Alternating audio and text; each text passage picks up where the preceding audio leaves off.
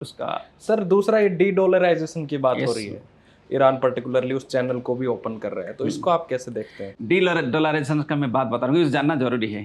हाँ अभी सब बता रहे हैं कि डी डॉलराइजेशन, लेकिन इसका बात अभी नहीं है, ये भी 1974 से शुरू हुआ है। क्योंकि जब ब्रिटेन वुड्स इंस्टीट्यूशन हुआ था 1945 में, ब्रिटेन वुड्स इंस्टीट्यूशन, उसमें डिसाइड हुआ कि डॉलर को इंटरनेशनल करेंसी करेंगे और उसका अगेंस्ट में आपको गोल्ड डिपॉजिट करना पड़ेगा, तो गोल्ड बैक्ड डॉलर हो गया।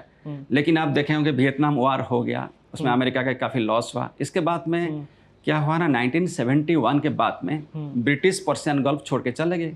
अब देखिए 1971 में ही यूएई स्टेट एस्टेब्लिशमेंट हुआ, सिमिलरली कतार हो गया, बहरीन, तो ब्रिटिश 1971 तक वहाँ दबदबा था। इसके बाद में जब अमेरिका एंट्री किया तो अमेरिका सोचा तो अच्छा चीज़ है, तो उसमें हम क्या करेंगे ना, मतलब बिना कुछ खर्चा करके ग्लोबल सुप्रीमेसी रखेंगे डॉलर का। कैसे होगा? तो वो लोग क्या किया ना, गोल्ड को डीलिंग करके पेट्रो डॉलर के साथ लिंक कर दिया। मतलब डॉलर जो है पेट्रोलियम के साथ लिंक होगा, जो भी पेट्रोलियम बेचेगा, जो भी खरीद करेगा वो डॉलर में खरीद करेंगे। तो जब पेट्रो डॉलर हो गया तो उसमें क्या है ना, अमेरिकन इकोनॉमी को काफ़ी ह्यूज मतलब बेनिफिट हुआ, क्योंकि आर्टिफिशियल डिमांड हो गया। आपके पास तो है ही नहीं गोल्ड, लेकिन आप क्या है ना आर्टिफिशियली डिमांड कर दिए, बिना मतलब में मुफ्त में आ गया। आप सारे लोग डॉलर्स में कन्वर्ट कर रहे हैं। उसके बाद डॉलर आप कहाँ डिपॉजिट करेंगे? आप अमेरिकन बैंक्स में करेंगे। उसका इंटरेस्ट किसको आएगा? यूएसए के पास आएगा। फिर आप अमेरिका का जो है ट्रेजरी बॉन्ड भी खरीद करेंगे, बोलेंगे डॉलर से स्टेबल है। फिर इसका बेनिफिट किसको? अमेरिकन इकोनॉमी को जाएगा। जब बेनिफिट्स जा रहे हैं उसमें फिर किसको जाएगा benefits? Then arms industrial military complex आ जाएगा। मतलब क्या है ना, फिर आर्म्स बनाएंगे, फिर बेचेंगे किसको? कतार को बेचेंगे, कुवैत को बेचेंगे, ओमान को बेचेंगे, इजिप्ट को बेचेंगे, जोर्डन को बेचेंगे, जरूरत पड़ने दूसरे कंट्री को बेचेंगे। अब देखिए बिना पैसा खर्चा करके, तेल से पैसा आ रहा है, आयात होता है, निर्यात होता है, लेकिन सारे जो है कहाँ डिपॉजिट होता है? सारा बॉन्ड्स में, डिपॉजिट में, शेयर में। उसका जो प्रॉफिट यूएसए मिल गया, वो लोग फिर क्या किया ना, उसी को आर्म्स बना के इधर बेच दिया, फिर उसको प्रॉफिट में कन्वर्ट किया। तो इसलिए अमेरिका का जो है मेन है डॉलर का हेजेमनी को मेंटेन करना है, दबदबा, dollar as a global currency. उनको वो जो आर्टिफिशियल जो आता है इनकम, तो उसमें अमेरिका चाहता है कि अपना ग्लोबल सुप्रीमेसी को मेंटेन करने के लिए। लेकिन ये क्या हुआ ना, अभी रिसेंटली देखिए जो आपका चाइना, उनका वान है।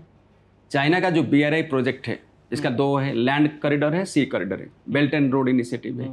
China Central Asia West Asian economic corridor भी है।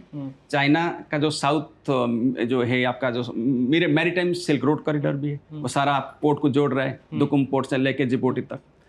तो चाइना का वहाँ काफ़ी मतलब जो है अभी प्रेजेंस है in terms of technology, in terms of trade, in terms of investment and development.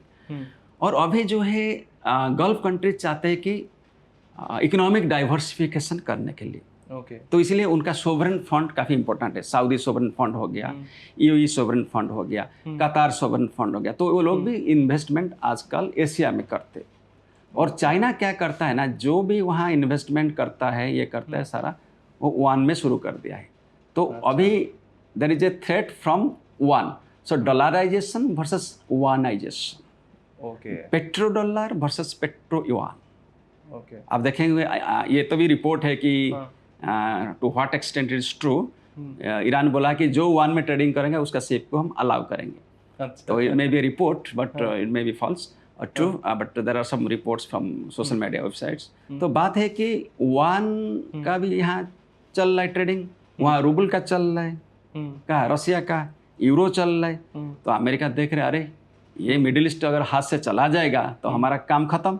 इसीलिए तो मादुरो को अटैक करके वो तेल ले लेना, क्योंकि तेल का सबसे किसके पास ज़्यादा है? 303 बिलियन बैरल्स वेनेजुएला के पास, इसके बाद सऊदी के पास 260 बिलियन बैरल्स, इसके बाद ईरान के पास 209 बिलियन बैरल्स, इसके बाद इराक के पास 140 बिलियन बैरल्स। तो तेल तो यही है भंडार।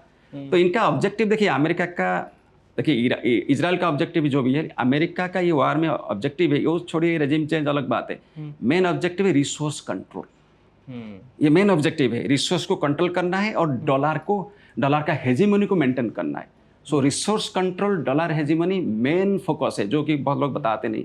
ये छोड़िए जो है हम एनरिचमेंट ख़त्म कर देंगे, हम मिसाइल्स को ख़त्म कर देंगे, रेजिम चेंज हो जाएगा, ये तो कंस्ट्रक्टिव बात है। हाँ, लेकिन मेन ऑब्जेक्टिव है resource control and hegemony of dollar. ये दो चीज़ बहुत इंपॉर्टेंट है। तो इसलिए अमेरिका नहीं चाहता है इसको, ये इसका इम्पोर्टेंस यहाँ लूज करने के लिए, तो इसीलिए ये खेल है।